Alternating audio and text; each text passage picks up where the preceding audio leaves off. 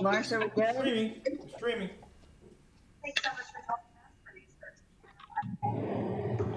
Sorry, I couldn't hear you, Lawrence. You're streaming. We're streaming, okay. Dr. Blanton, Yes, ma'am. I'm here. Dr. Bullock, Here. Dr. Dempsey, Here. Dr. Fleming, I'm here. Ms. Janeski, I'm here. Ms. Janeski? Okay, she's not here. Dr. Graham, I'm here. Dr. Houston, Present. Mrs. Jones, I'm here. Mr. Lockus, Dr. Locklear, Here. Dr. Marr, Here. Dr. Miller, Here. Dr. Penfield, Here. Mrs. Stover, Here.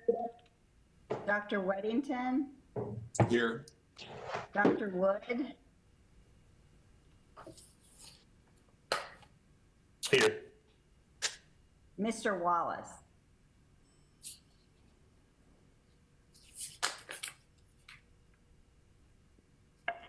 We have quorum. Thank you. Good morning, ladies and gentlemen, and welcome commission members, advisors, staff, on-site visitors, and online listeners to the September 10th, 2020 monthly meeting of the North Carolina Professional Educator Preparation and Standards Commission. This commission develops and recommends to the State Board of Education rules related to all aspects of educator preparation programs and licensure. My name is Patrick Miller, and I am chairman of the Professional Educator Preparation and Standards Commission, and I call this meeting to order. Our agenda and materials are available online through the DPI website, www.ncpublicschools.org, on the SBE meetings link. The meeting is also audio streamed through a link located at the bottom of the e-board agenda. I will now read the ethics statement that is required of us. Commission members are reminded that it is our duty to avoid conflicts of interest and the appearance of conflicts of interest as we handle the work of this commission. Does any member of the commission know of any conflict of interest or any appearance of conflict with respect to any matters coming before us at this meeting? If so, please state them for the record. If during the course of the meeting you become aware of an actual or apparent conflict of interest, please bring the matter to the attention of the chair. It will then be your duty to abstain from participating in discussion on the matter and from voting on the matter. Commission members, you have had an opportunity to review the proposed agenda for today's meeting. Do I have a motion to approve this agenda for the September 10th, 2020 meeting? So moved. Van. We have a motion. Do we have a second? Second. Bonnie. Hey, we have a motion and a second to approve the agenda for today's meeting. Is there any further discussion? Hearing none, those in favor of approval, please say aye. Aye. Any opposed? The motion carries. The minutes from our previous commission meeting on August 13th, 2020 have been prepared and made available to you. Do I have a motion to approve these minutes? So moved. We have a motion. Do we have a second? Seconded. Have a motion and a second to approve the August 13th, 2020 minutes. Any further discussion? Hearing none, those in favor of approval, please say aye. Aye. Aye. Aye. Aye. Aye. Any opposed? Motion carries. Thank you. Now, Doctors Evans, Tomberlin, and Sox will present the NCDPI and State Board of Education updates. Good morning, everyone. The first update, I'm just going to go through several updates, 3 of them. And the first one is the Pepsi report, and that went for discussion at the last state board. and there were no questions, and it will go for action in October. And then the EPP weighted accountability model, that was approved unanimously by the state board, as well as the EPP proposal for approval by Teach, and then also LICN Ed TPA cut scores and PPAT cut scores to remain the same. That also went for action on first reading, and it was unanimously approved. I'm going to have Dr. Tomberlin talk about the RFP, and then Dr. Sachs will talk about NESIS.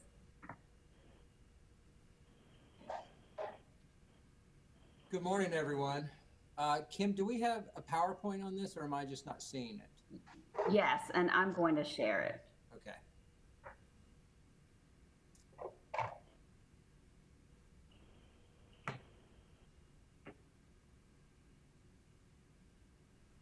Excellent.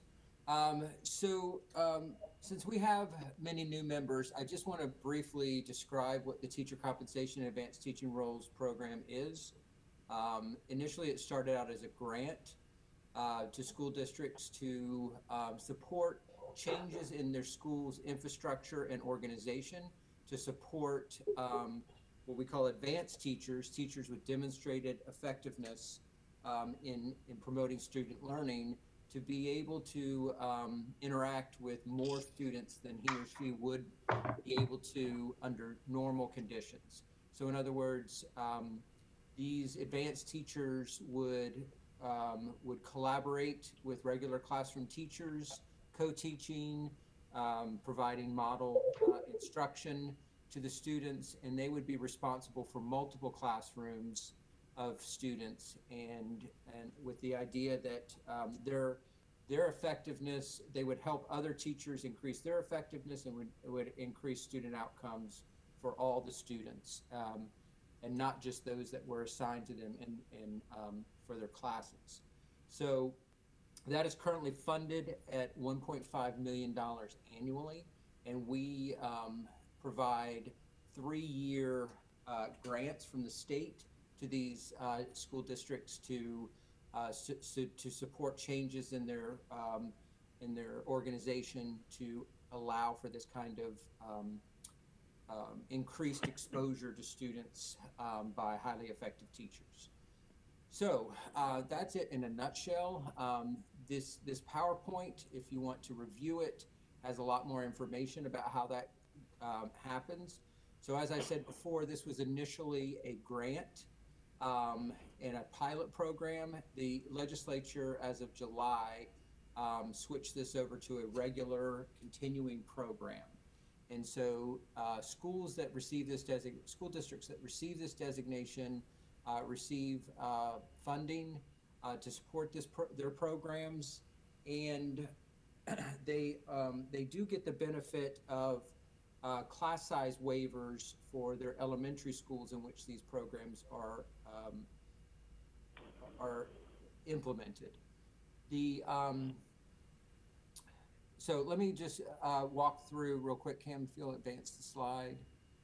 Because of this shift, we have to present an RFP in September of 2020 to the field, a request for these proposals.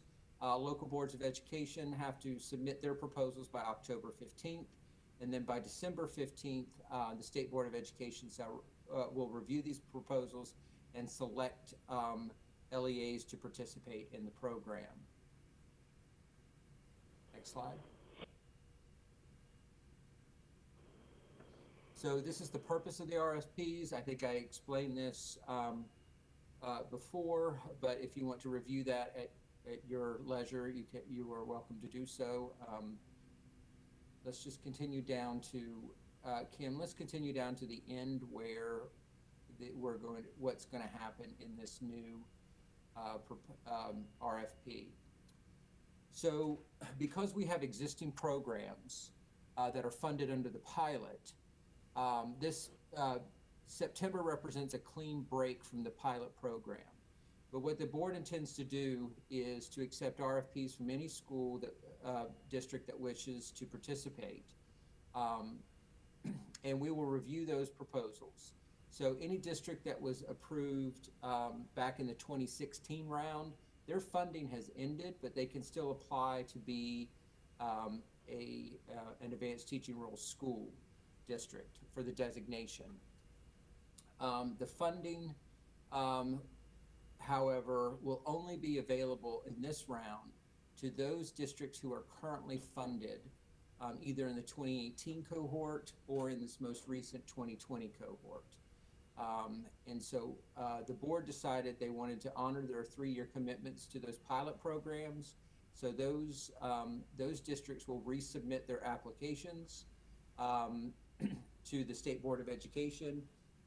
They don't have to do a full RFP if they're continuing the same program that was approved before. But if there are any substantive changes, they need to submit those changes to the board at this time. And then the board will approve those programs, but only funding will flow for those districts that are currently funded. The next slide, please. I think I covered all this. So just to give you all a heads up and maybe to share with your constituents that this is an opportunity for schools that are interested in doing this. Unfortunately, the funding is all tied up for this year. At the next cycle, the 2018 cohort will be finishing up their pilot, their funding opportunities, and that will free up some additional money for us to do these RFPs. We will do these RFPs every year, and as we continue forward with this, and we hope that many of you will take the opportunity to apply and seek this funding. The other issue here that I need to be clear about is the class size flexibility. Under the new law, the class size flexibility is only available to those districts who are currently being funded. We have reached out to the General Assembly and expressed our concern about this. The programs that were funded, let's say in 2016, and I'll just use Charlotte-Mecklenburg as an example. They have a program that is sustainable, but the program relies on exceeding those class size requirements in K3 in order to allow these teachers to reach more students. And so we're working with the General Assembly to reconsider this provision, that any approved program should be able to avail themselves of this classroom waiver for K3, or under our current models, these programs just can't work. So we are advocating for some changes to that law, and we'll keep you posted as those come up. So I'm happy to take any questions if there are any, or we can move on.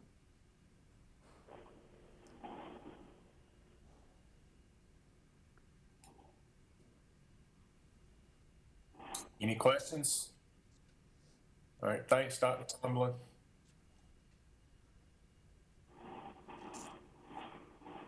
Dr. Socks. Now I'm going to make Dr. Socks a presenter now. Kim, I think I can just share. I don't think you need to make me a presenter. Let me see if this will work. Oh, okay. I just did.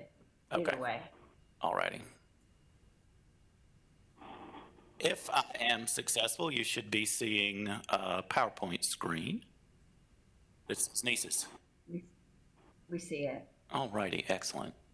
So, good morning, everyone. I am Robert Socks. I work with Dr. Tomberlin and Dr. Evans, and my primary responsibility is to support teacher standards and evaluations across the state. So we presented this item to the board on considerations for observing remote and blended learning, and the board did include this item as an action on first read. So we essentially shared with the board messages that we intended to share with the field for how to utilize NISAs in this remote and blended learning environment that we're in for this 2020-2021 school year. And this message that we presented to the board was approved. So I will share with you what we shared with the board. So there has been a lot of confusion in the field around the use of NISAs because in March, when schools closed and the school year ended, we from DPI issued a message very quickly to stop observing and to limit any completion of evaluation processes to those things where the steps had already taken place prior to the closure of school buildings. And unfortunately, that created an assumption that there was something about the evaluation tool that was inappropriate for observing online instruction. But what actually was the case was that in March, the school year functionally ended and districts stopped moving students through the curriculum. They were in an enrichment and engagement only model as they looked at their bandwidth and tried to figure out how to manage and navigate this new technology space. And there were so many models and tools in place, it was just not an appropriate environment to continue to observe.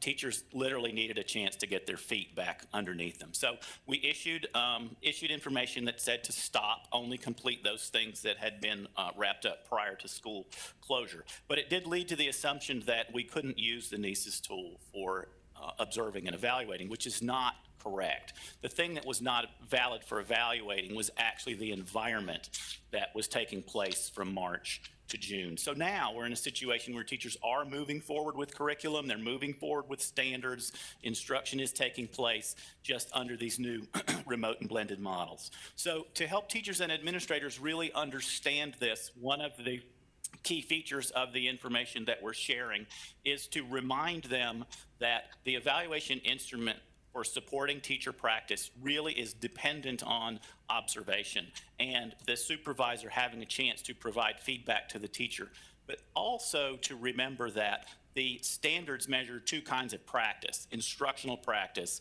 and professional practice. And there are lots of educators that are not aware of these distinctions. Instructional practices are addressed in standards 2, 3, and 4, and professional practices are addressed in standards 1 and 5. And the rubric gives indicators to the evaluator as well as the teacher as to where these things are visible. And instructional practice elements are indicated by a check mark on the extreme left-hand side, as you can see in this slide. For professional practice elements, there is no check mark in that spot. So it's important to be aware of this distinction between instructional practice and professional practice elements, because instructional practice information gets collected through those classroom observations as the principal is taking time to observe the actual delivery of instruction, the interaction with the students, and the things that are happening around teaching and learning through classrooms and through lessons. With that in mind, it's important to recognize that depending on which column of the rubric is being assessed, different things are visible in different places. For instance, the rubric in the first column measures knowledge, what it is that the teacher knows. And while these things might be visible to a principal while watching teaching, there are also things a principal can become aware of when they interact and see the teacher communicating with students and families, when they see that teacher interacting with their colleagues, or even when the principal has conversations with the teacher outside of the actual instructional event. So that very first column, this may be information the principal already knows before they ever step in the room. However, the next two columns, the proficient and the accomplished columns, are looking for action and interaction in the descriptors. So in order to check those boxes, the observer absolutely has to have the ability to see the teacher's instructional activities and impact on the students. So recognizing and understanding that in the instructional practice standards, the only way to have an opportunity to verify that these descriptors are taking place is to see and observe instructional activities, events, and practices. The last column, these are extensions, and across the rubric, the kinds of extensions that we're looking for are only visible in actions and behaviors with teammates, work that the teacher does with students, and the experiences of those students outside of the classroom and their broader impact on the school. So instructional practice standards are visible to the evaluator in a variety of places. And understanding that is really important as principals and teachers think about what this looks like when we're now considering remote and blended learning environments. As we consider the professional practice standards, it's also especially important for the observer to recognize where and when these professional practice standards are visible. And the professional practice standards are the things that give the evaluator and the observer a chance to see how that teacher is engaging with others in the broader school community. And those others may be their colleagues, they may be the parents and the family and the community. And so the kinds of places that these things are available to an observer are through the committee meetings, professional practices and professional learning communities, the communications and interactions that occur between the teacher, the colleagues, and the parents. So Canvas sites, websites, anything that helps the teacher provide communication to their classroom community, the students, the families, any interactions in professional learning communities. These are the kinds of things that reveal teachers' professional practices as they are described in the rubric. So as we consider that, the things now that have changed are that we have remote and blended learning models that have expanded the times and places that these teacher practices are visible to an evaluator or an observer. So as we think about traditional in-person instruction, that instruction is synchronous, meaning that the teacher is engaging the students with the lesson activities at the same time and in the same place. Remote instructional models move that synchronous model beyond the physical brick and mortar of a classroom as we use tools like WebEx and Google and Zoom. Now, those tools can bring the learners and the teacher together in a virtual instructional space. But it's still synchronous because the teaching, the learning, and the interaction are still happening at exactly the same time. But in addition to expanding the landscape of synchronous instruction, these new remote and blended learning models now open pathways for asynchronous instruction, where the teachers and the students' interactions associated with the lesson are not occurring at exactly the same time. So now we have tools like emails and blogs and pre-recorded instructional videos and Canvas learning management systems that allow the teachers to remotely deliver academic content to students, and then the students can engage with that content on their own schedule and at their own pace. So this virtual instruction that we have in place means that the ways that teachers are engaging learners offer a variety of models, and those things now can be visible to the observer. So our new example of remote and blended learning actually offers more places to look for the descriptors that are a part of the NESA's rubric. So one of the things we had to share with the board was that we need to offer to districts a few conditions of use as they think about how to use remote and blended learning models. And that's because the NESA's process assumes that a classroom observation is assessing the full scope of an instructional event. As observers and evaluators are thinking about the use of formal and informal observation to complete the rubric and assess instructional activities, it's important for those activities to be of appropriate duration or amount. And so to make sure they're seeing the whole picture of an instructional activity or event so that they're able to honor the purposes that the rubric is intended to deliver. When they observe synchronous instructional activities, those that are happening at the same time, whether they're in person or remote, those need to be of the time length that is specified in policy for the given evaluation plan type. As evaluators consider using asynchronous instructional activities to complete the rubric, it's important that those asynchronous instructional activities, whether they are a collection of the lesson plan, the assignments as they're posted in Canvas, the student responses that give a chance to see how the students interacted with the instruction. It's important that those asynchronous activities that are assessed include all of the materials, interactions, and outcomes that are associated with a specific lesson, activity, or assignment. So that's something that we need to consider. The other thing is that we want to recommend that for observation purposes that we favor synchronous events. So to the extent possible, synchronous events should be used to observe instructional practices and to assess those with the rubric. If there is a need to use asynchronous activities alone to conduct observations, This should only occur if the observation of synchronous instruction is not practicable. So in order to help get this message across, we have prepared some individual information. It's available via a memo and some handouts, and that memo articulates the 4 items that are here on the screen. It's general process information, as well as notes for observing professional and instructional practices, how to document those practices on the rubric, and then finally some reminders for evaluating teacher performance. Additionally, we are continuing with our webinars to support teachers and administrators across the state. There is some use of some CARES Act funding that will be used to deliver some webinars through a partnership with NC PAPA that will be happening this fall. And our online resources and support continue to be in place. We do that via a Google site. And on that Google site, we actually have added a specific page to support this information. And you see the image on this screen in the upper left-hand corner.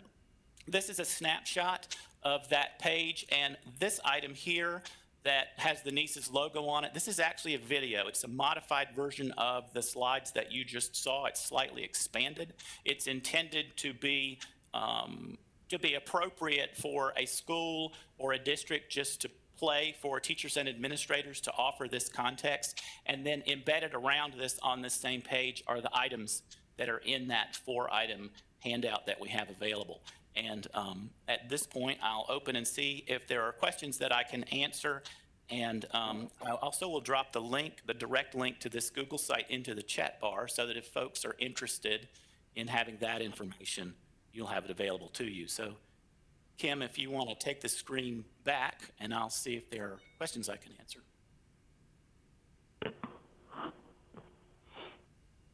Any questions for Dr. Socks? Dr. Miller, this is Tom Tomberlin. I have a kind of statement I'd like to make about. Okay, please. Thank you. So in Dr. Sox's presentation, he indicated that there was a misunderstanding among the field that the rubric wasn't valid for online instruction. And I want to clarify that statement a little bit. DPI overtly stated that the conditions, that the instrument was not suitable for the conditions of remote learning. In retrospect, that was probably too broad a statement for us to make and wasn't sufficiently contextualized.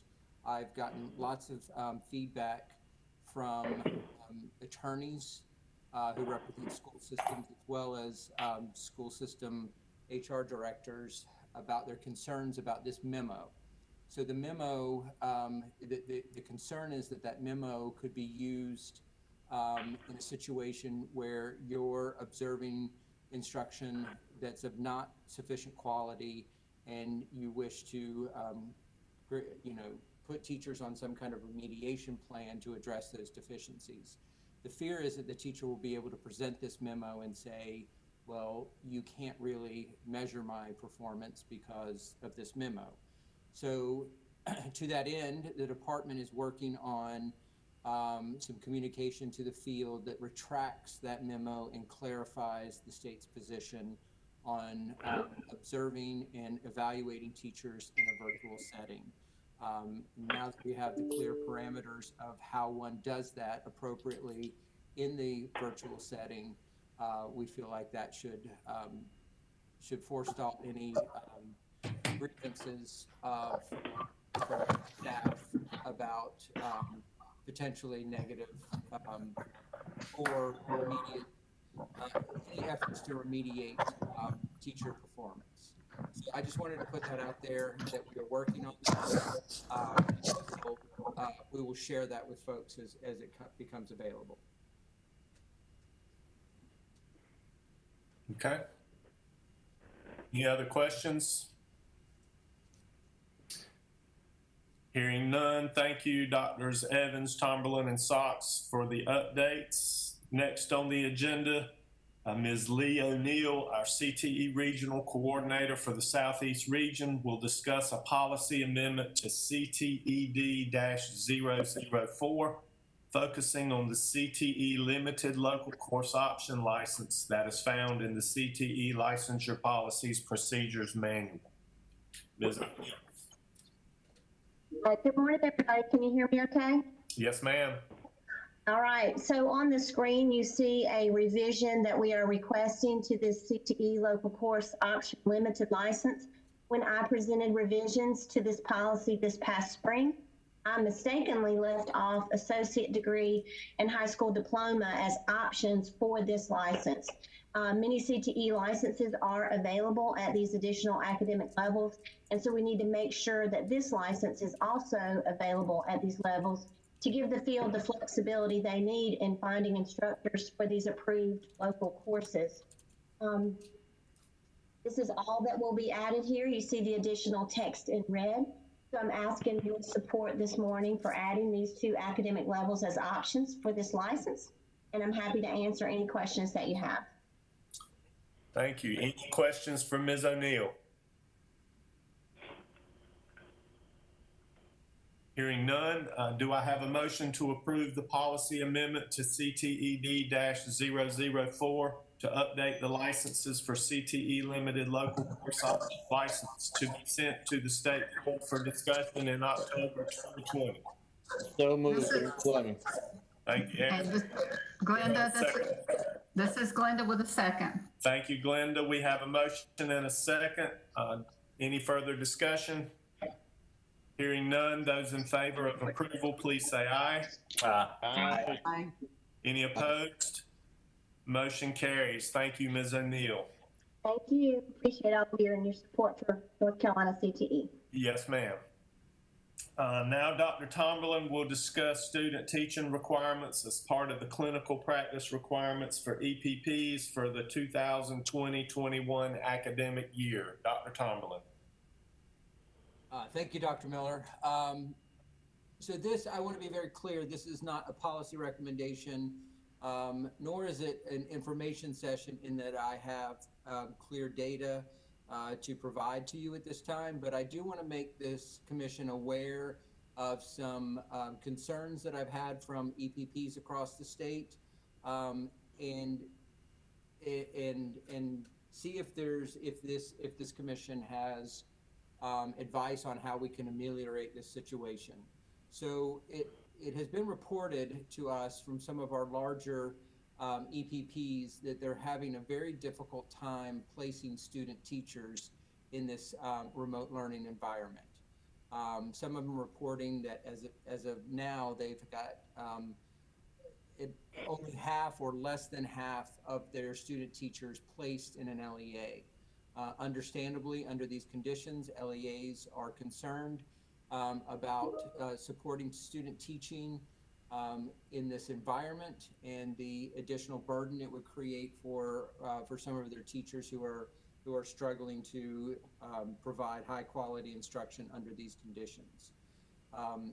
So we're concerned about that from the placement side, because of course these student teachers are a tremendous part of our pipeline for replacing our roughly 8,000 teachers a year that leave teaching in at North Carolina public schools.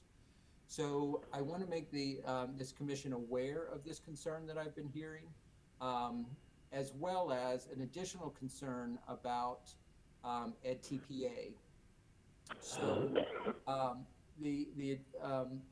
those who are placed, the EPPs are concerned that they're not, the student teachers are not able to work on their EdTPA because the school districts have restrictions against videotaping or capturing any of the instruction that's going on in the virtual environment.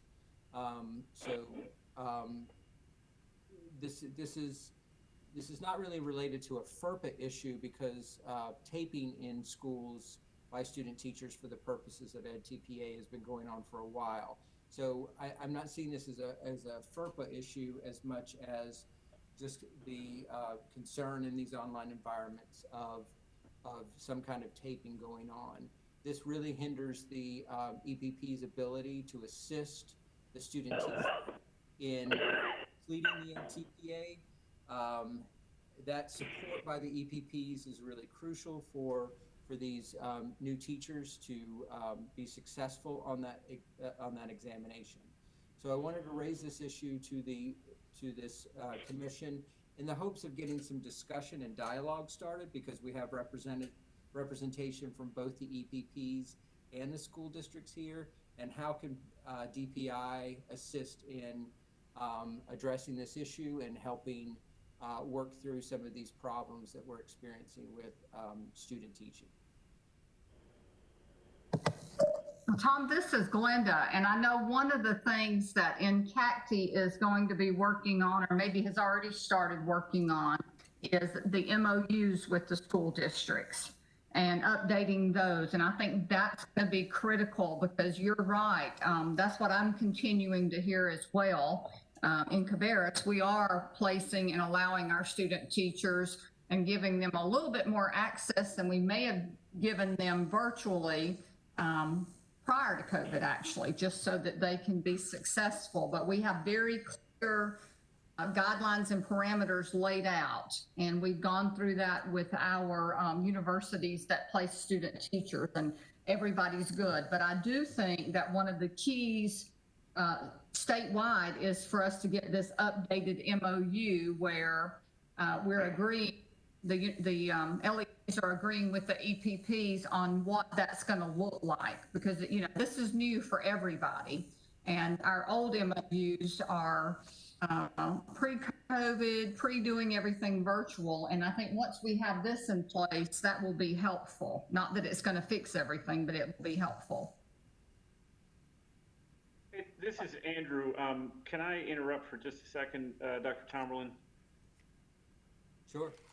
Sorry to interrupt there, but Ms. Jones, you brought up a really good point. I just want to flesh it out a little bit. So, and CACTI, for those of you who are not familiar with NCACTE, it is an organization that basically works with the ed prep programs across the state.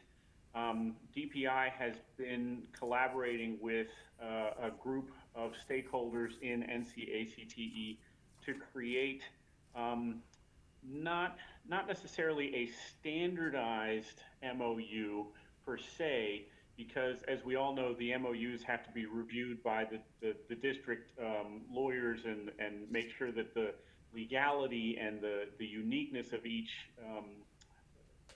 LEA's needs are being met, but to standardize the components that need to be in place in the MOU. So I just want to make sure everybody understands that. It sounds like, Ms. Jones, you're very close to that, and I just wanted to bring a little more clarity to what's going on there. That process is underway and should be complete probably in the next couple of months, and we'll certainly bring you an update of that MOU template when we have it. Thanks, Andrew. Yeah, that helped to flush that out some more.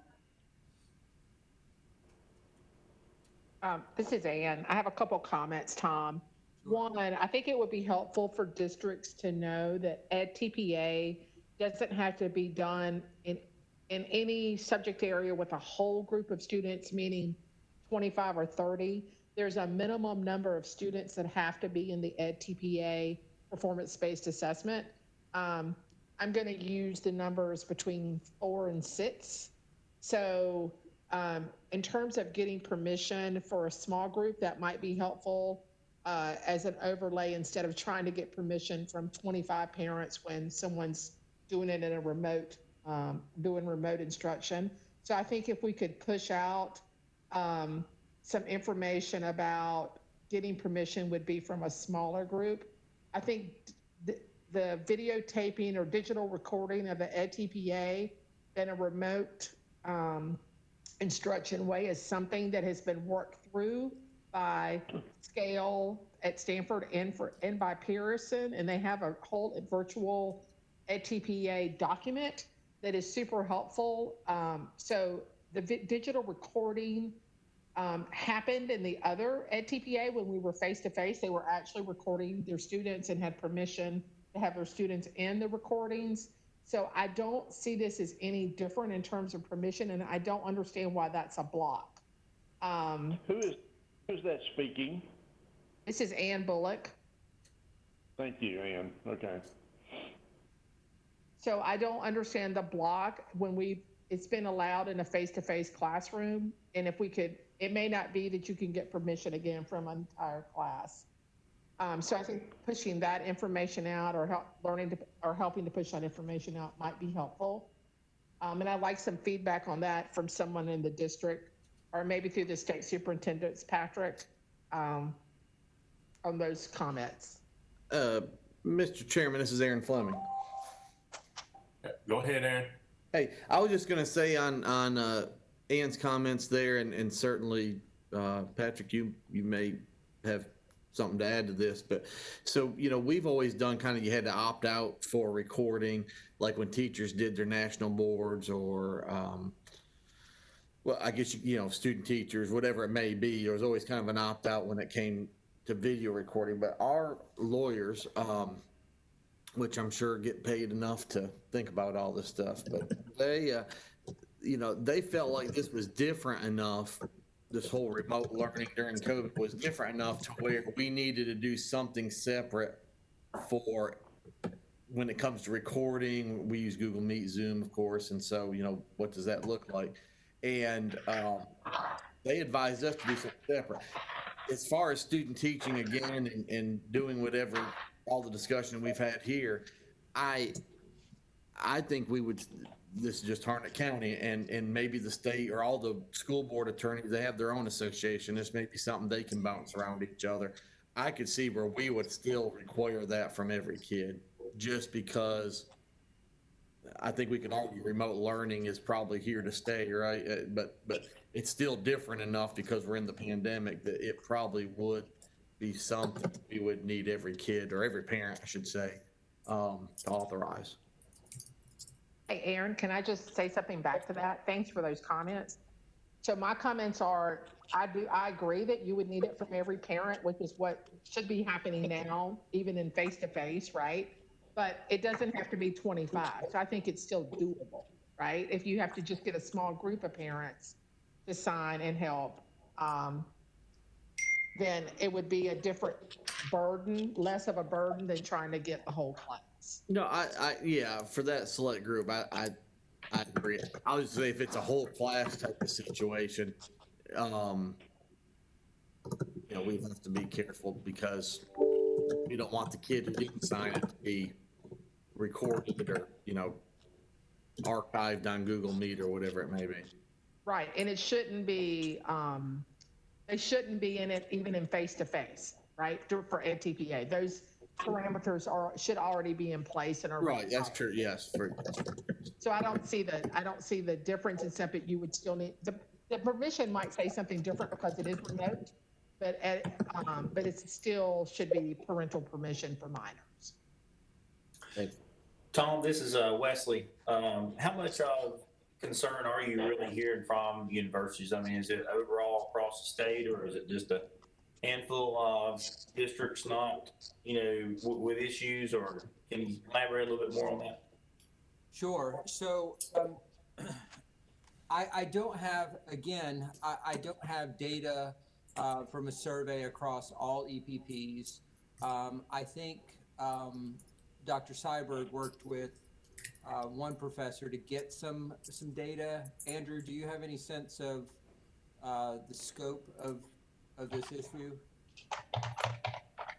The issue that we've seen, it is not pervasive, but where it's happening, it is a bit of a challenge. So, like ECU comes to mind as an area that is having some challenges. I think UNC Greensboro was another one. So there, where it is occurring, it's in some of the larger programs, and that has been. That's what gave us pause because it's sort of an economy of scale issue there. I would argue that every program is being impacted in some way with placement, small or large, and therefore the EdTPA domino effect is also and could also impact small and large. I agree, Ann. And, the concern from my end is that our margins on filling the vacancies by teacher attrition annually are very, very narrow. So if we've got a significant decline in the number of teachers who are able to complete their student teaching and be successful and ready for an IPL in the fall of 2021, we could have a situation, a pretty dire situation on our hands. And the intent here, I hope everybody understands, is not to create some kind of policy, but to see how DPI could help navigate the concerns on the part of the LEAs. And Dr. Fleming, your context for what's going on in Harnett County is very helpful for us understanding what the issues might be. This may be as simple as is working with INCACTI to ensure that we can get a template that satisfies the districts so that we can, so they feel more comfortable about the placement and about the TPA process, and help districts understand kind of the parameters and the difficulties that LEAs are experiencing in being able to take on these student teachers.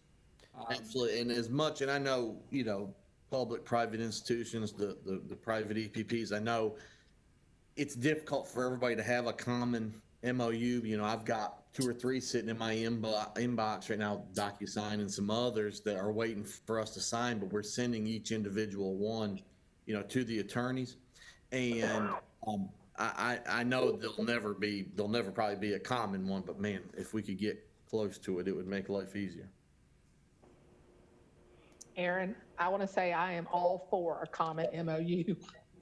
I would love it. Hey, Tom, this is Van. Can you hear me? Yes. We got through the placement process and we actually got 100% placed, and I think we're okay with that TPA, but even where it was successful, it took an incredible amount of work to be able to get to the point where we are. But 3, I guess, comments or requests. One is all of those conditions that were created in Senate Bill 704 back in the spring, I think it's important to make sure they all continue. And those were around admissions and internship program completion issues. The second point, it's almost now a done deal that UNCW is going to be basically in the same operational mode, if we're lucky, when we get to January that we're in right now. And the Watson College is about 96% online, and the face-to-face part is almost in name only.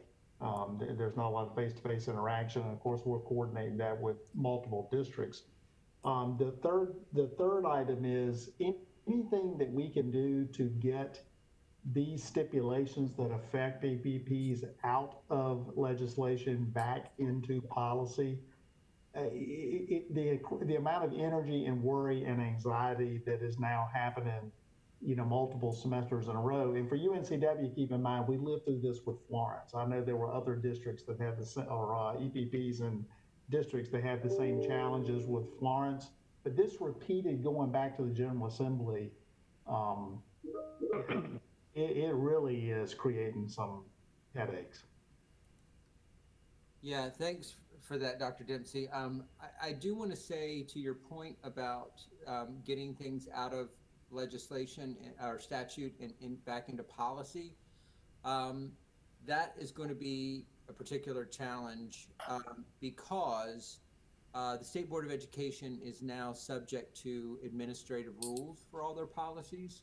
And I don't want to bore you with the excruciating minutia of that process, but best estimates are it takes roughly 18 to 24 months to move a rule from creation to adoption.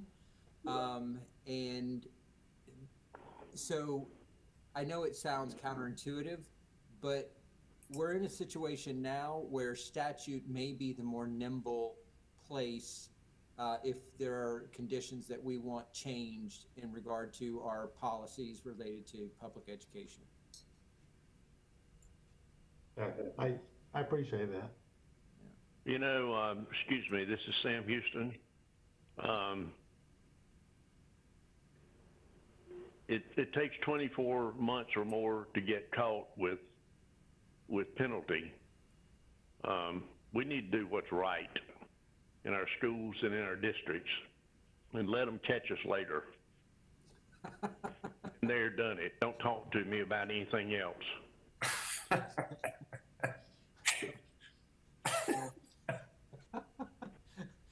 I don't know quite what to say to that, Dr. Hughes, but I hope we record it. I said that and I mean it. But, you know, right now we're in a situation where we have no policy, we have no practice guidelines. This evaluating teachers online is the most ridiculous thing I've ever heard. And we have kids out there and teachers out there who are struggling, and then we're going to try to put guidelines and mandates on their behaviors with a principal who's trying to evaluate them and can't even see them, and we're trying to hire them. Come on, guys, let's move on. So just to understand your position there, Dr. Houston, are you suggesting we shouldn't be evaluating the teachers in this remote environment? Absolutely not. I am not saying that. I'm saying that it is virtually, if I'm tired of that word, it's virtually impossible to evaluate teachers at a high level when you've got them in the building with you. Contrasted with, I didn't want to say, and virtually, contrasted with them, I've been with my grandchildren for weeks in a private school. They pay $40,000 a year to attend. It's a fabulous environment for them, but they also have highly trained teachers with really equipped environments that make it almost real. But at the same time, guys, we're looking at a world that's totally different from that and is never going to be the same. So to try to adapt our tools, our thoughts about teacher preparation, about student teaching, good God.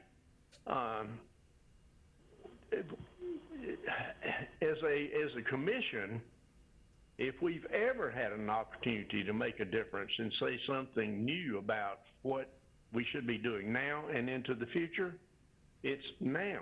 It's not a matter of adapting the same damn rules we have to something new. We need new rules, new thoughts, new environment. I didn't even think I was going to get reappointed to this commission. Now, Dr. Houston, if I should I have, appreciate the anyway, I comments. am. I don't disagree. Here we go.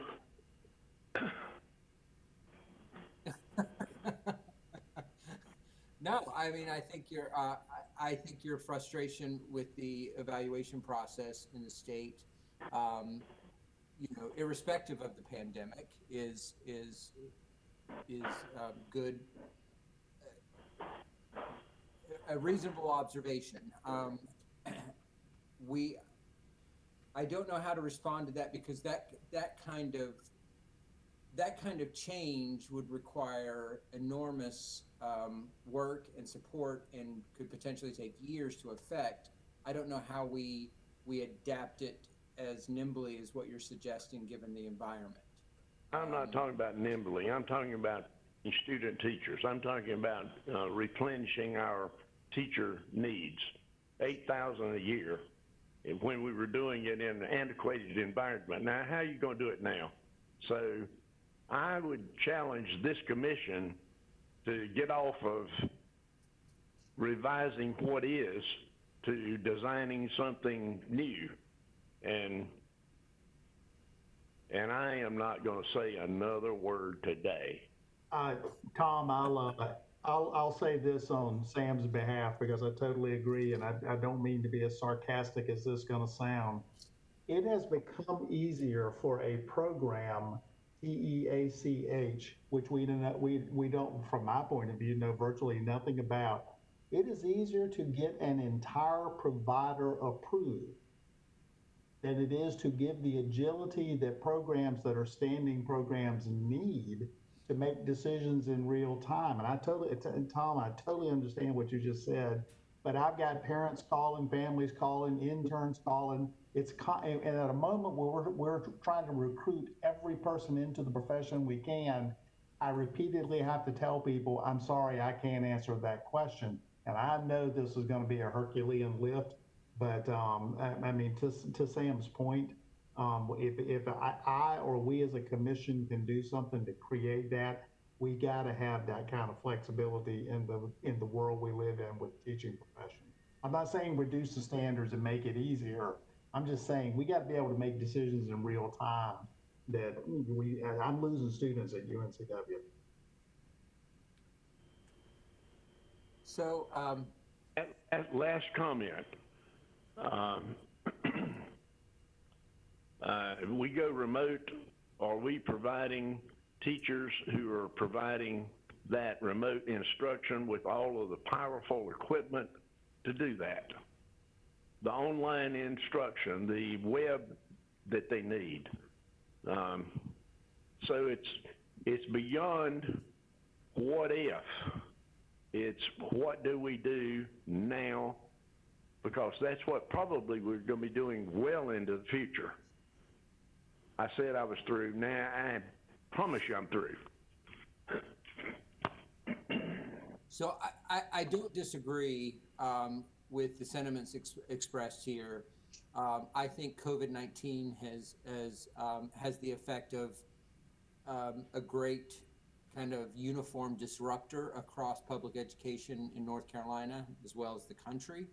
And I think this commission and those of us who are committed to ensuring the success of public education would be remiss in not capitalizing on this disruption to effect positive change.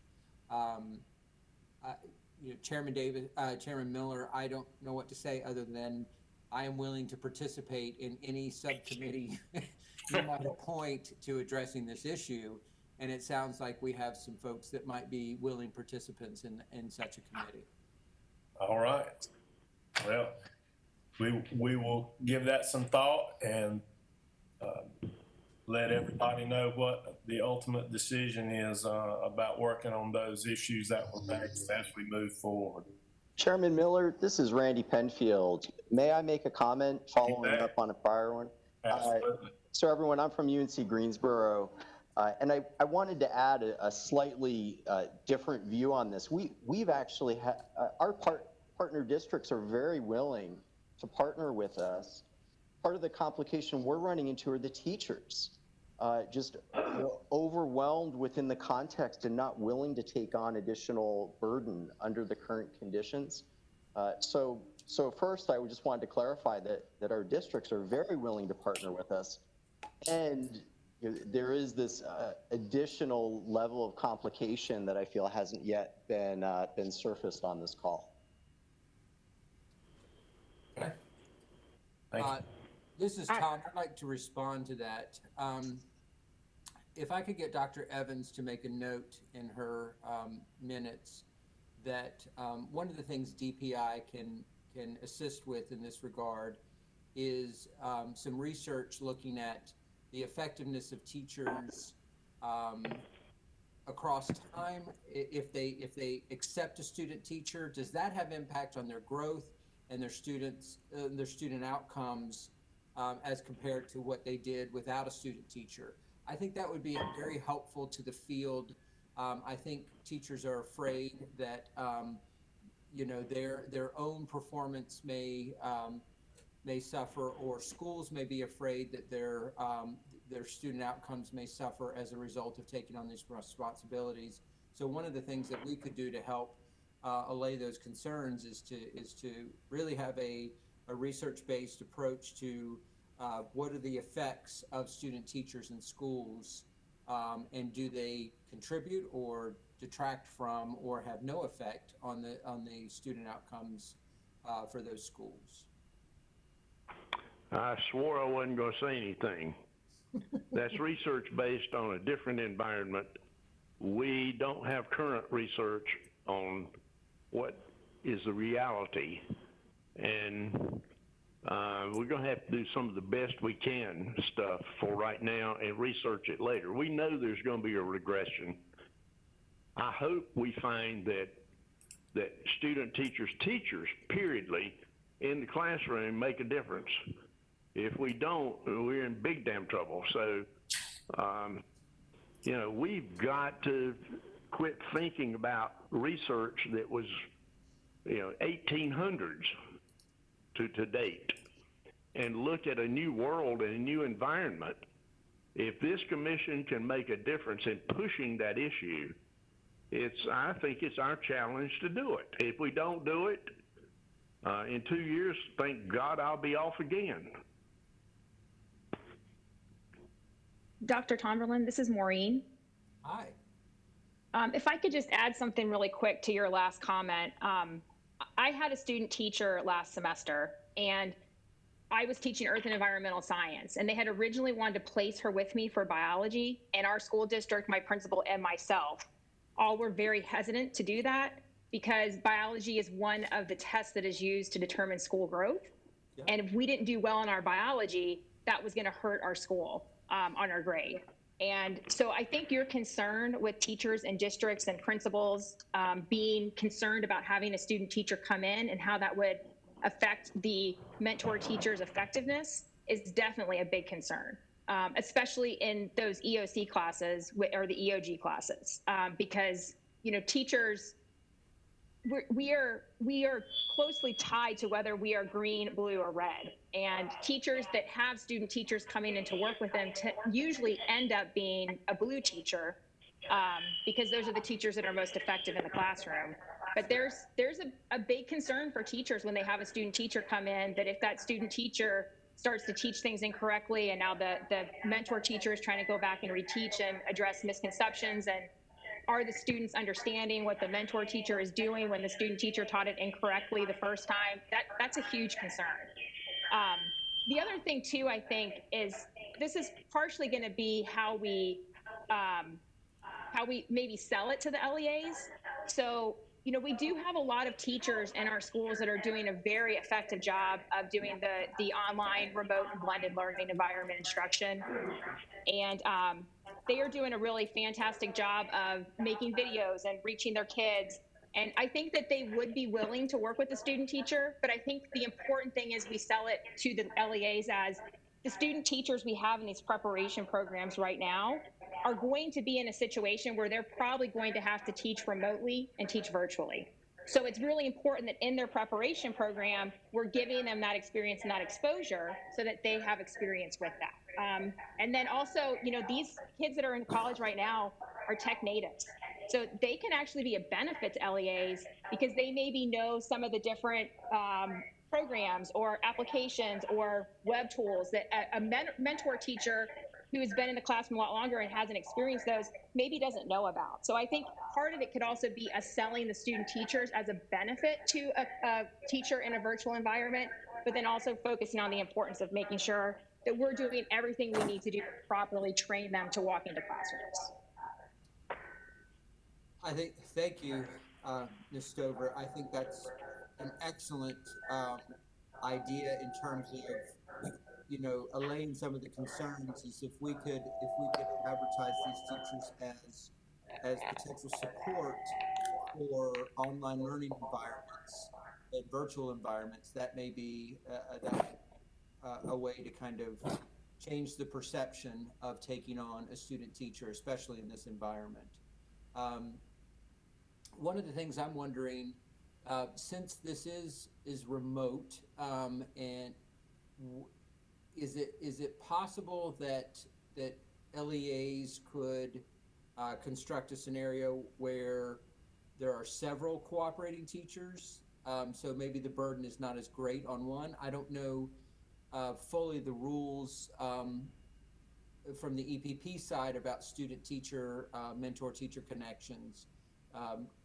Could you distribute out the student teaching across multiple teachers so no teacher is overburdened with, kind of the full responsibility? Or does that make it too difficult? Well, this is Glenda, and I'm just going to speak from an LEA where we're doing this, and we've placed our student teachers, and we're very happy to work with EPPs across the state who are struggling to place their student teachers, because we can place them here in Cabarrus County. We'd love to get some down from the ECU area, UNCW. Some of those are more difficult for us on this side of the state. We really are making this work, right? And that is having a separate agreement like Aaron talked about, but it's also just looking at this through the new lens of virtual and what that looks like. So I would not want any type of agreement or guidance to come out from the state that says that what we're doing needs to be changed, I guess, because we have just a few areas of the state where it's not working well, because as Andrew said earlier, it's not a pervasive problem across the state. There's an issue. I've heard it from the field that there's an issue, but I also think that once we have an MOU, whether it's, the same for everybody, which would be ideal, but we know it varies from LEA to LEA. But with that guidance and requirements from DPI put out, I think that will be very helpful into getting some type of continuity across the state. I just don't want us to go out and create a problem for the majority of the districts who are doing this, and we're doing it in partnership with our EPPs. Yeah, I agree, Mrs. Jones. And again, as I stated at the beginning of this is not a policy issue. This is more of how can we help ameliorate this situation. I don't think we could craft policy that would force any LEA or define how the LEA has to interact with their student teachers. I don't think that's the solution, and I agree with that. I think what it sounds like this conversation is turning more towards how can we highlight and kind of market the advantages of student teachers so that districts feel a little more confident and amenable to participating in the program that's just essential for the pipeline. I think that, and so I think Ms. Stover and has given some really good thoughts on this, and others about how we could kind of hold up the need and the benefits and the willingness of these student teachers to engage in these environments and assist, and not just, I think sometimes the perception is the student teacher is just a burden on the teacher, and rather maybe we can do things to help change that perception that these student teachers can actually be helpful partners, especially in this virtual environment. So I think this is Tawny. Can I interject a minute, yes, please? Instead of looking at an additional policy, maybe have some information that gives additional recommendations or options that districts could utilize. And in rural communities, we do not see student teachers as a burden. We see them as a blessing because we have so many vacancies that we need to fill. And so, and there are certain communities that we need student teachers. I do understand what was stated earlier with school districts. Sometimes teachers do feel a little overwhelmed because the testing requirements and all of that's related, but we need to embrace both sides. It is a different, as Sam said, this is different. And we all realize that. And when you're still being held accountable and your students are not logging on, your students don't have broadband, you're trying to do paper and pencil, and you're trying to connect with them virtually, this is a whole different ballgame. And what we did, I said to a group of individuals yesterday, you may have been doing this job for 20 years, but you haven't been doing it like this for 20 years. So this is a whole different world for all of us. So maybe looking at giving recommendations and additional options. As Glenda said earlier, this is what we're doing in our county. It's working great for us. Sharing those ideas with other districts. Tom? Yes. Yeah, so this is Michael. I've got just two quick comments and one question. So when I was at state, we did routinely place student teachers with multiple individuals because of licensing issues. So they might be a middle grades and working on both language arts and social studies or math and science. And so they did have two different cooperating teachers, and one would serve as kind of the primary. And that wasn't necessarily based on the amount of time they spent with that person. It was just based on the person's and the qualifications, right? So you could absolutely place student teachers with multiple teachers to kind of spread across some of the perceived burden. The other just comment that I want folks to remember is in some of these institutions, particularly larger ones, some of these kids are going to graduate in December. And so they will absolutely be teaching online in January, it sounds like. And so if we've got student teachers who are having a hard time, if we're having a hard time putting some of our student teachers in some of these virtual environments, and then we're going to try to hire them in January, that's a tall order, right? That's a big lift for some of these kids. And that's going to impact districts. And then the last one, I don't know if you remember, but perhaps it might have been a year or two ago, Dr. Bastian gave a presentation, and it was about student teachers. It was the impact of student teachers. I don't remember if that study that he presented to us talked about the cooperating teachers or not. And I'm just throwing that out there because I know we had a presentation on student teachers. And so perhaps I don't know if we need to go back and look at that data again, or if that data could be used to look at the impact on the cooperating teachers. Thanks, sir. Yeah, that's helpful, Michael. We will go back and find that presentation by Kevin and see if there's anything that helps in this situation. And to Dr. Houston's earlier point, I know we have data under this environment, but I think it's a reasonable expectation to assume that that achievement for students is going to be suppressed to some degree by this situation that we're in, and I think everybody is expecting that. I think what we're thinking is if there are differences under the old environment, those differences should persist even under this new environment.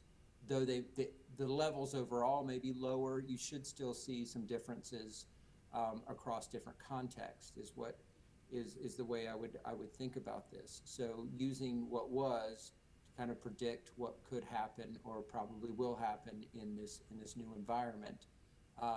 I think there's still, even under this environment, I still think the teachers who are highly effective under the normal conditions will continue to be highly effective under these conditions, but the overall absolute achievement may decline for students as a result of this experience.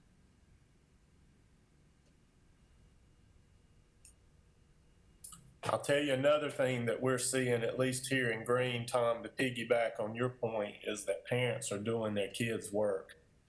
And we're seeing kids with Lexile, when we left school in March, around in the 300s that are now scoring 900 Lexile on their beginning of year assessment. And we know there's no way that kid gains 600 Lexiles between March 13th and the beginning of school this year. And that has our principals concerned about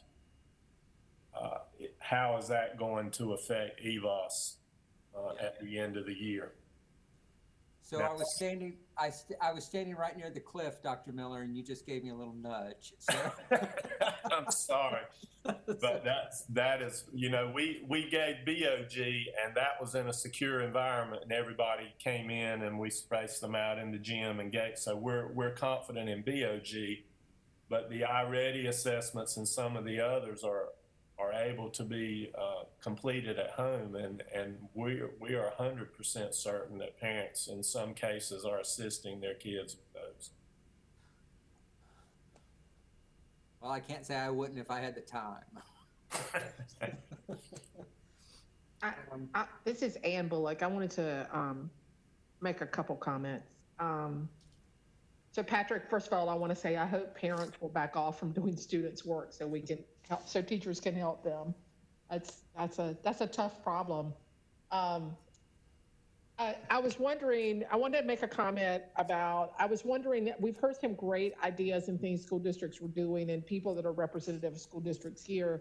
And a strategy might also be that could we send some of those out through some of our DPI channels of ways that districts are working, the way they're working through the digital recording of small groups with parent permissions, because I feel like school districts are so busy and trying to deal with their own world that they're working in a silo. So if they knew they had a thought partner or an idea they could build off of, or an idea EPP could build off of with them, it might be helpful. And then the second thing I'd like to say is the EPPs are trying to get students to do their EdTPA during their student teaching, even in the remote environment, even with a small group, so that it doesn't burden the EPP, the K-12 district later, right? So that's a huge, that would be even, as we go forward, could be a huge lift for the K-12 district. So if we can try to figure out a way for that to happen, even if it's with a small group or whatever, I think that could really be a great nod to our K-12 partners of, we're trying to get these students set up to be successful and not have things on their checklist when they get out. So I just wanted to make those two comments. And I'm happy to join any committee that lessens the burden and the hurdles of creating teachers and living in a real environment in which we're living. Thank you, Dr. Bullock.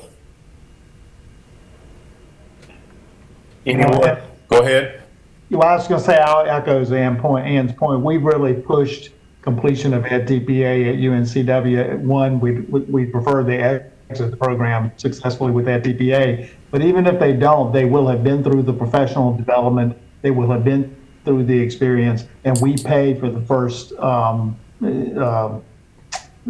fee. We cover that for them, so they have those advantages. So, Ann, thank you for making that point. All right. Any other comments? Okay, I'm starting to act like Sam Houston. This is Ann Bullock again. I forgot one thing. One thing that hasn't come up is that we haven't talked about supervision of the student teachers in a remote environment. So that's the other piece, is that I hope that districts, if they have ideas about that, we're certainly working with our districts about that, is if the district is remote and there is a student teacher in the classroom or an intern or a residency teacher, then they have to be observed, right? And so that's another person Zooming or Googling or canvassing in and working out those logistics is something that also needs to be on the radar. So, Ann, this is Glenda. So what Cabarrus and several Southwest regional LEAs have done, we are allowing, you're talking about the university supervisors, right? So we're allowing the university supervisors to observe, evaluate the asynchronous teaching and learning activities that are provided by the student teachers to the students. But we're also working with EPPs to utilize a program called Go React for student teacher observations, and we get parental permission for that to happen. So there are mechanisms out there for doing that. Now, some of you may be doing that as well. Thank you, Glenda. Yeah, that's very helpful, Glenda. And Ann, I appreciate you bringing up the third prong to this problem was the supervision of the EPP of the student teacher or the residency teacher. It sounds like we're headed to a place where, we're not recommending policy, but recognizing that there are some issues, and here are some suggested ways that districts can ease the burden of supporting student teachers in the remote learning environment. And I think that would be appreciated by the field, but would not have the feeling of a directive from DPI or the State Board of Education. And I think that's the right balance that we want to strike with something like this.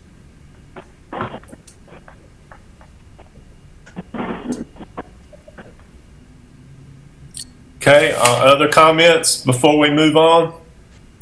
Patrick, just one quick comment. This is Anthony Graham. Absolutely. My question is, what are our next steps? Because these, I'm going back to Michael Moore's point earlier, we have student teachers who are supposedly out in the field now, or should be in the field now, graduating in December, and we need some immediate ideas, best practices, things that we could implement right now that would allow these students to not only complete their plan of study, but we can be assured that they did so in a way that they received quality supervision, quality feedback from clinical educators and so forth. So I would love to see us be able to walk away with some idea of a plan for next steps to address these issues sooner rather than later. Okay, thank you. It sounds to me, based on the conversation this morning, that we have some subcommittee work in our immediate future. Does anyone disagree that that may be the best tact for us to adopt to try to find some of these solutions and recommendations? The other thing I would have to say is, I said have nothing to say, is that some student teachers have done their work during the summer. They have completed that. What's their process? How do we move people quickly through a mired process that makes no difference at all other than the evaluation of those districts they've been in, the teachers they've worked with, the superintendents they've worked with? Why can't they certify them to be ready?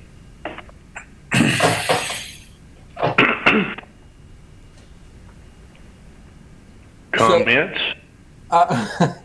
I'm trying to, so these teachers might have done some student teaching in the summer, and is your comment that work is not counting towards the completion of the student teaching experience?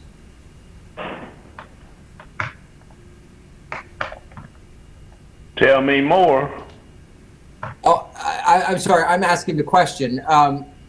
This is something that I'm not aware of. So from your statement, it seemed like that you were saying that there are student teachers who engaged in student teaching during the summer months, and that would have been in their final practices placed in an environment that allowed them to do their student teaching during the summer months, which we haven't had. To Anthony's question, what do we do about them?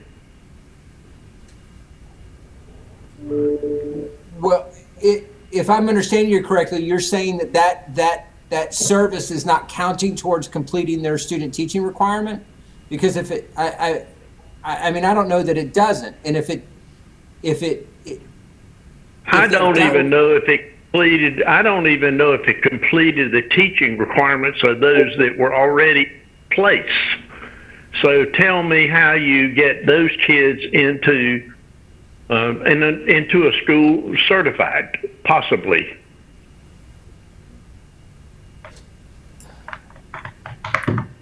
I would need an EPP to comment on this. I don't know of what's happening and what the conditions were. Ultimately, if the student teaching is counted, it's approved by the EPP and goes to the recommendation for licensure. So if any of the EPPs could comment on summer programs and student teaching and whether or not those experiences count towards fulfilling the requirement. Anthony. Yes, Dr. Houston. I was going to say. I'm missing something. If you had kids, students already approved for their requirements, had they completed their requirements?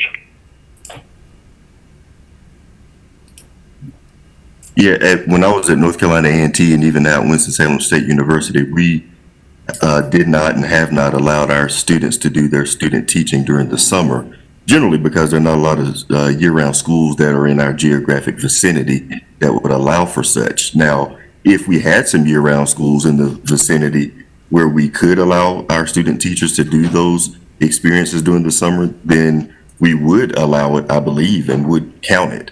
So it goes back to your earlier point in terms of thinking about how we do this work differently, given the situation that we find ourselves with the pandemic, but also what I believe will be post-COVID, the opportunities that will present itself to do this work differently. I do agree with you, Dr. Houston, that I think we have to think differently in terms of the framework that we're using. We're trying to add on to an old framework and just continue status quo using a different modality. And I think it's going to require some transcendent thinking where we can start doing some things differently.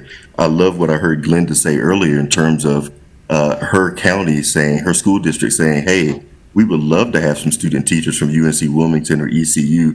Generally, because of geographic limitations, that's not allowed, or it's not something that might be done on a regular basis. Now we're in a situation with virtual approach that we can have Elizabeth City State student teachers working in Cabarrus County, or we can have individuals from Lenore County student teaching at Winston-Salem State University, or vice versa. So I think there are opportunities here for us to do some things differently. We have to kind of break the mold and make sure that we're thinking about things in a more innovative way.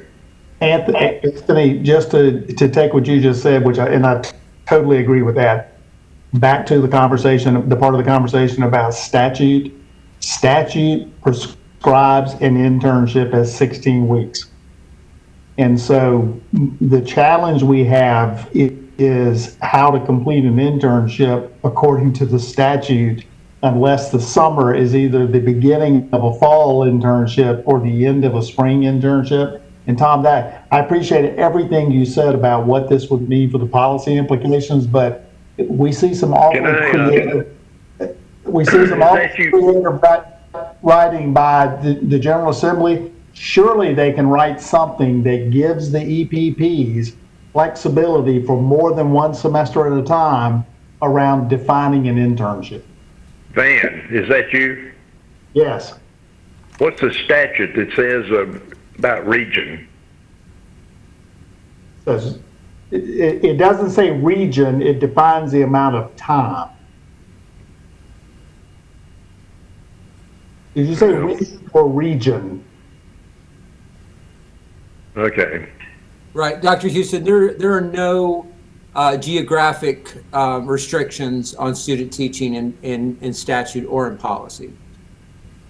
Yeah, we have interns all over the state because of online programs. I misunderstood that. I would think that kind of ridiculous to begin with, but it's a lot of laws and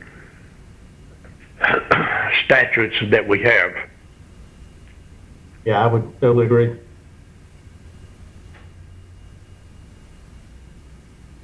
Anthony, did that jump in? Are we okay?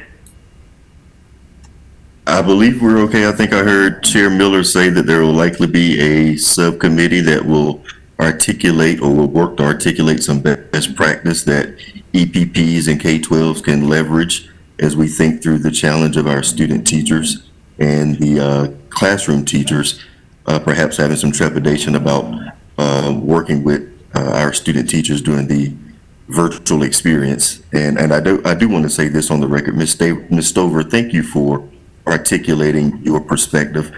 Oftentimes at EPPs, we believe that that's what teachers are thinking in terms of being hesitant working with our student teachers. So to hear that articulated so well confirms and affirms what we oftentimes believe is the case. Yeah, absolutely. And, we love having the student teachers in our classrooms, and we love working with them because as a classroom teacher, we know it's really important to kind of guide and help the next generation of teachers coming into classrooms so we have strong teachers joining our teaching ranks. But at the same time, when so much of how you're viewed as a teacher is tied to that EVOS data, in those classes where you, especially like at a school like mine where I was the only biology teacher. So if my kids tanked biology one year, that effectively would tank our school grade. And so, yeah, I mean, it is definitely a concern. I think most teachers, though, that have student teachers working with them will find a way to still make it work. But it is definitely a concern. if we set up a committee of any type to discuss this with a person who has no opinion, I'd like to serve. That's noted, Dr. Houston. We'll work offline with Tom and Kim and crew to get the subcommittee set up, but would like to ask commission members that if you are interested, like Dr. Houston, in serving, if you would please send me an email and copy Tom Tomberlin and Kim Evans. That would be awesome. Is there any further discussion on this at this time? Hearing none, have a few chairman's comments before we adjourn. First, I would like to thank Ms. Mariah Morris for her service with Pepsi. As the 2019 North Carolina Teacher of the Year, Ms. Morris shared her expertise from the classroom to support our work here on the commission. So on behalf of Pepsi, we wish her well and thank her for her hard work. And Mariah, I'd like to open the floor in case you have any remarks. Thank you, Dr. Miller, and thank you, Pepsi Commission, for all of your hard work and your persistence in trying to do what is best to make sure that we are training highly qualified teachers. In my closing remarks, as my time with you guys, I just want to thank you all for the honest, open conversation today. I think Dr. Houston raised some excellent points. What happens when all of the structures and the protocol that we have vetted and meticulously crafted is no longer applicable because of the environment in which we now are operating? Do we tweak and modify our existing structures to try and meet the needs of our future teachers and our students? Or do we use this opportunity to think big, to innovate, to try new solutions, and to make sure that we are staying abreast of 21st century changes that will probably stay with us after COVID has left us? I really appreciate those comments. I want to honor and lift those comments up. I'm excited about this subcommittee that's going to be looking into this. I want to leave with one of my favorite quotes that I try to remember as I lead innovation in my own district right now. This quote is by John Cotter from an article, Leading Change. And he says, make the status quo seem more dangerous than launching into the unknown. And I think that quote is such great words to live by right now. Make the status quo seem more dangerous than whatever unknown is in front of us. Thank you all, and I appreciate your friendship and all of your hard work. Thank you, Ms. Morris. Next, I would like to welcome our 3 new members to the Pepsi Commission, and 2 have jumped right in, and glad you all have jumped in and made contributions to today's meeting. Dr. Randall Penfield, he's the Dean for the College of Education at UNC Greensboro.